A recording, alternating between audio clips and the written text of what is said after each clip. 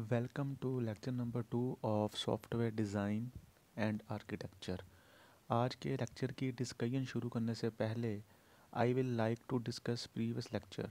Last lecture में हमने software design का स्टार्ट किया था कि सॉफ्टवेयर डिज़ाइन की इम्पोर्टेंस क्या है और सॉफ्टवेयर डिज़ाइन हमने ज़्यादा फोकस क्यों करना है, और सॉफ्टवेयर प्रोसेस लाइफ साइकिल के अंदर डिज़ाइन का एस्पेक्ट किस वक्त एंटर होता है, इसकी आउटपुट क्या होती है और पूरे लाइफ साइकिल को इम्पेक्ट कैसे करता है अपनी इम्पोर्टेंट के हिसाब से।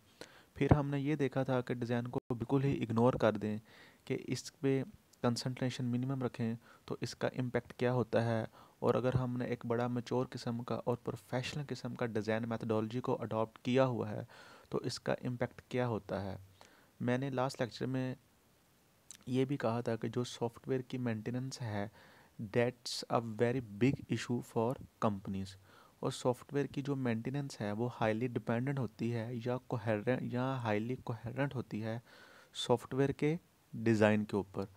और इसके बाद हमने ये देखा था कि फाइनेंशियल एस्पेक्ट्स क्या होते हैं। तो अब a bad software design and with a good software design. और फिर हम लोगों ने ये देखा था कि सॉफ्टवेयर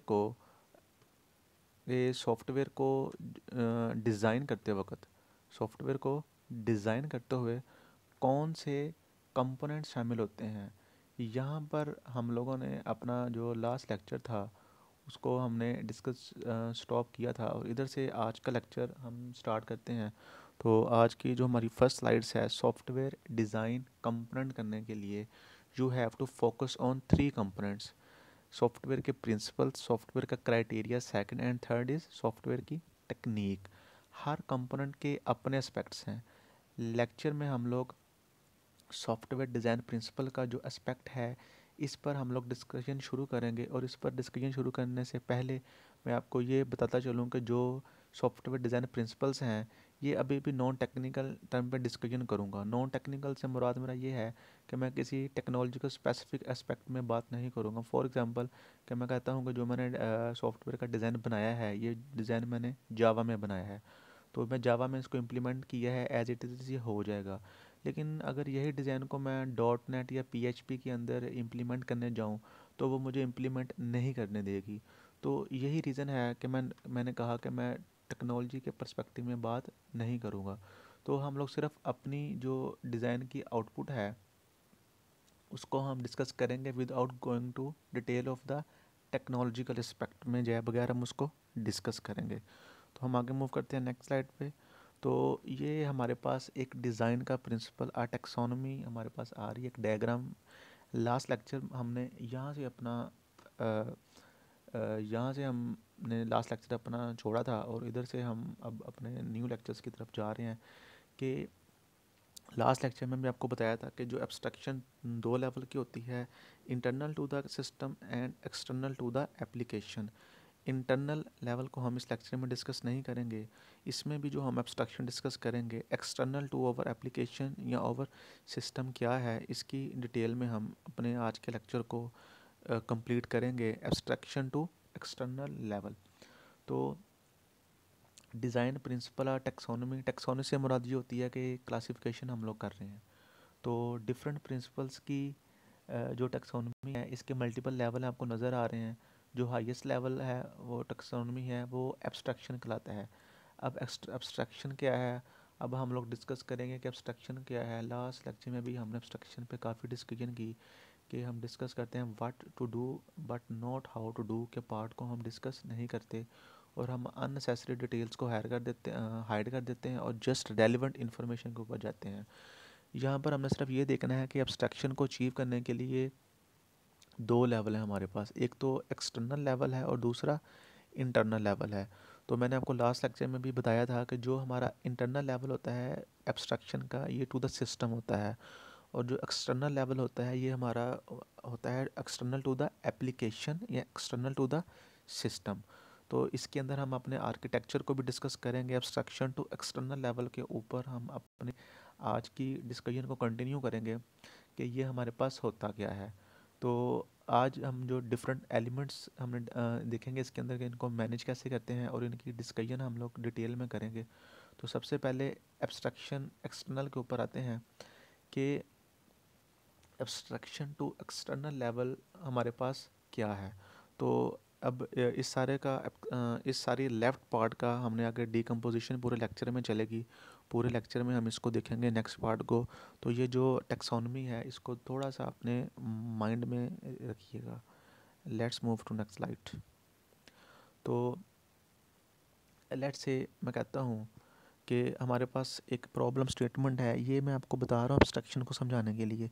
मैं कहता हूँ कि हमारे पास हमने एक डिज़ाइन बनाना है मैनेजमेंट इन्फॉर्मेशन सिस्टम का हॉस्पिटल के लिए।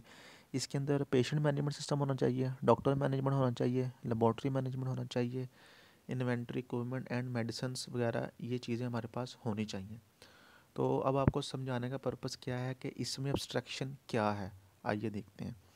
तो अब जो आपने ये सारी केस स्टडी देखी कि हमारे पास हॉस्पिटल का सिस्टम हो, पेशेंट की इन्फॉर्मेशन हो, डॉक्टर्स की हो, इक्विपमेंट की हो, लैब्स की हो, तो एब्स्ट्रैक्शन को देखने के लिए हमें यहाँ ये देखना पड़ेगा कि यहाँ पे दो पर्सपेक्टिव हैं। ट्रेडिशनल अप्रोच में हमारे पास कौन से कितने पर्सपेक्टिव हैं? दो पर्सपेक्टिव हैं। पहला पर्सपेक्टिव तो हमारे पास है टेक्नोलॉजी पर्सपेक्टिव। तो टेक्नोलॉजी पर्सपेक्टिव में जो हमारे पास प्रोग्रामर्स होते हैं वो डायरेक्टली डिज़ाइन के ऊपर तो जाते ही नहीं हैं, वो डायरेक्टली यही सोचते हैं कि हम इसको जावा में बनाएंगे, डॉट नेट में इम्प्लीमेंट करेंगे या पीएचपी में इम्प्लीमेंट करेंगे। वो वर्ड के पार्ट को टोटली निगलेक्ट कर देते हैं और वो डायरेक्टली जंप कर जाते हैं किसके ऊपर? इम्प्लीमेंटेशन के ऊपर, without knowing the internal details of design. ये किसका पर्सपेक्टिव है? प्रोग्रामर्स का पर्सपेक्टिव। तो सिस्टम का जो आर्किटेक्ट है इसका पर्सपेक्टिव क्या है? ये आर्किटेक्चर वाले कहते हैं फॉरगेट अबाउट द टेक्नोलॉजी, कि टेक्नोलॉजी को आप बिल्कुल ना सोचें, पहले आप अंडरस्टैंड करें कि व्हाट पार्ट को, कि आपने डिटेल में करना क्या है। आपके पास जो रिक्वायरमेंट फेस है, रिक्वायरमेंट स्पेसिफिकेशन डॉक्यूमेंट आया है जिसको एसआरएस डॉक्यूमेंट भी बोलते हैं, ये हमारे पास है क्या? हमने व्हाट पार्ट पे कंसिडर करना है कि हम डिज़ाइन को कैसे बनाएंगे, क्या करेंगे। तो दिस इज़ एब्स्ट्रैक्शन। इस प्रोसीजर को कहते हैं एब्स्ट्रैक्शन।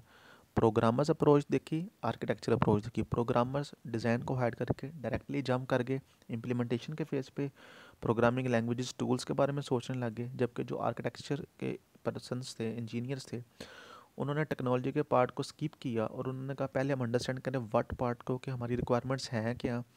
इन रिक्वायरमेंट स्पेसिफिकेशन डॉक्यूमेंट से हमने आर्किटेक्चरल डिज़ाइन पहले हाई लेवल का, और फिर हमने डिटेल डिज़ाइन को बनाना कैसे है। तो इस सारे प्रोसीजर को, ये जो मैंने आपको कहानी बताई, इसको क्या कहते हैं? अब्स्ट्रैक्शन। अब अगर आप लोग एब्स्ट्रैक्शन की एग्जांपल देखें, प्रीवियस आपको मैंने एक मैनेजमेंट इंफॉर्मेशन सिस्टम की एग्जांपल आप लोगों ने देखी कि हम लोग डायरेक्टली जंप कर गए, प्रोग्रामर्स डायरेक्टली जंप कर गए कि इसको इम्प्लीमेंट कैसे करना है। जबकि जो आर्किटेक्चर वाले पर्सन्स थे वो इनकी फर्दर पहले डिटेल्स में जाएंगे कि पेशेंट को मैनेज कैसे करना है, पेशेंट की हिस्ट्री क्या है, रिकॉर्ड क्या है, डॉक्टर्स किस स्पेसिफिकेशंस के हैं, डॉक्टर्स की एजुकेशन क्या है, लेबॉर्ट्री में कौन कौन सा इक्विपमेंट है, कौन कौन सा टेक्निकल स्टाफ है। तो वो हर एक के डिज़ाइनर्स हर एक के पर्सपेक्टिव को देखते हैं। जबकि टेक्नोलॉजी ओरिएंटेड जो है अप्रोच है हमारे पास, डेवलपर्स अप्रोच, उसमें ये सारी चीज़ को स्किप कर देते हैं। तो next move to next slide. तो ये हमारे पास एब्स्ट्रैक्शन की एक और आगे डेफिनेशन है हमारे पास गिवन है मोर IEEE स्टैंडर्ड की।